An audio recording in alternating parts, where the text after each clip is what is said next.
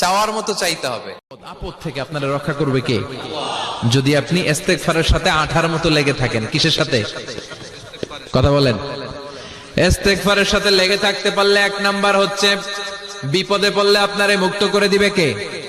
দুই নাম্বার ওমিন কুল্লি হাম্মিন ফারাজা, যে কোনো ধরনের টেনশন, হাইপার টেনশন থেকে বাঁচায় দিবে কে? আমাদের তো টেনশন মেনশন নাই না?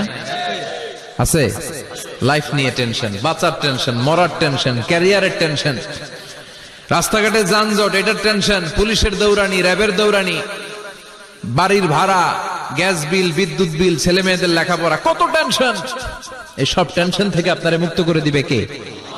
তিন নম্বরে ওয়ারযুকহু মিন হাইসু লা ইয়াহতাসিব, এমন জায়গা থেকে আল্লাহ আপনার রিজিকের ব্যবস্থা করবে আপনি কল্পনাই করতে পারবেন না। সুবহানাল্লাহ পড়েন। চার নম্বরে সবসময় ইস্তেগফার যদি পড়া হয় আল্লাহর কোনো আযাব ওই বান্দার উপরে আসে না। ওমা কানাল্লাহু মুআযযিবাহুম ওয়া হুম ইস্তাগফিরুন, যতক্ষণ আমার বান্দা আমার কাছে ইস্তেগফার পড়তে থাকে আমার কোনো আযাব বান্দারে পাবে না। যতক্ষণ ইস্তেগফার পড়বেন আল্লাহর কোনো আযাব আপনার উপর আসবে না। চারটা গেল। পাঁচ নাম্বার, বারবার ইস্তেগফার পড়লে রফিক ভাই আল্লাহ আপনার মুস্তাজাবুদ দাওয়া বানিয়ে দিবে। দোয়া করা মাত্র কবুল করে নিবে কে? মুস্তাজাবুদ দাওয়া বুঝেন তো? মানে যিনি হাত তুলতে দেরি কবুল হতে দেরি হয় না। বারবার বারবার ইস্তেগফার পড়ে দেখেন যে আপনার দোয়া কেমনে কবুল হয়। এজন্য বিশ্বনবী সব সময় নামাজে সালাম ফেরানোর পরে পড়তেন আস্তাগফিরুল্লাহ। কি পড়তেন? তিনবার পড়তেন আস্তাগফিরুল্লাহ, আস্তাগফিরুল্লাহ, আস্তাগফিরুল্লাহ। পড়তে রাজি আছেন? ইস্তেগফারের অনেকগুলো আলফাজ আছে, সবচেয়ে ছোট ইস্তেগফার হচ্ছে এটা, আস্তাগফিরুল্লাহ, আস্তাগফিরুল্লাহ। আরো আছে আস্তাগফিরুল্লাহ আল্লাযী লা ইলাহা ইল্লা হুয়াল হাইয়ুল কাইয়্যুম ওয়া আতুবু ইলাইহি। বিশ্বনবী বলেন এই ইস্তেগফারটা যদি কেউ পড়ে, আত-তাওয়াল্লি মিন ইয়াউমিজ যাহাফ, যুদ্ধের ময়দান থেকে পালিয়ে আসা কবিরা গুনাহ। কি গুনাহ? কাফেরদের সাথে যুদ্ধ। আমি তাগড়া যুবক, তলোয়ার নিয়ে নেমেছি, আমার দেহের এক ফোঁটা রক্ত থাকা পর্যন্ত আমি যুদ্ধ চালিয়ে যাব, আমি ফিরে আসতে পারবো না। আইনটা কার? ফিরে আসলে কবিরা গুনাহ। বিশ্বনবী বলেন যুদ্ধের ময়দান থেকে ফিরে এসেছে এরকম কবিরা গুনাহ অবলম্বনকারীও যদি আস্তাগফিরুল্লাহ আল্লাযী লা ইলাহা ইল্লা হুয়াল হাইয়ুল কাইয়্যুম ওয়া আতুবু ইলাইহি পড়ে, ওই কবিরা গুনাহকারীকেও ক্ষমা করে দিবে কে? পড়তে রাজি আছেন তো?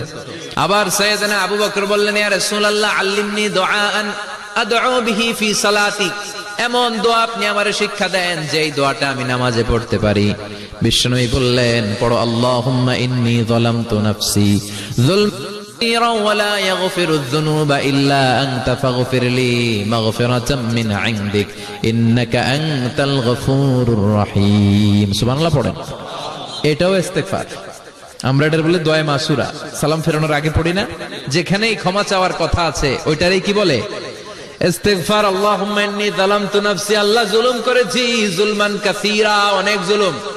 ওয়া লা ইয়াগফিরুয যুনুবা ইল্লা আনতা, তুমি ছাড়া এই গুনাহ ক্ষমা করার তো কেউ নাই।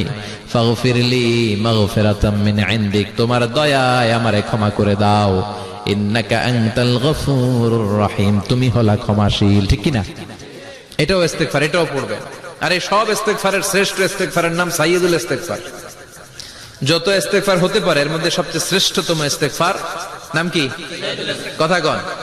বুখারীর বর্ণনা, শাদ্দাদ ইবনে আউস রাদিয়াল্লাহু তাআলা আনহু বর্ণনা করেন এই সাইয়্যিদুল ইস্তেগফার দিনের বেলা যে পড়বে ওই দিনে মারা গেলে সে জান্নাতি।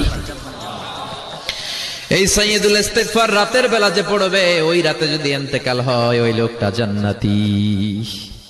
আপদ থেকে আপনারা রক্ষা করবে কে? যদি আপনি ইস্তেগফারের সাথে আঠার মতো লেগে থাকেন। কিসের সাথে? কথা বলেন।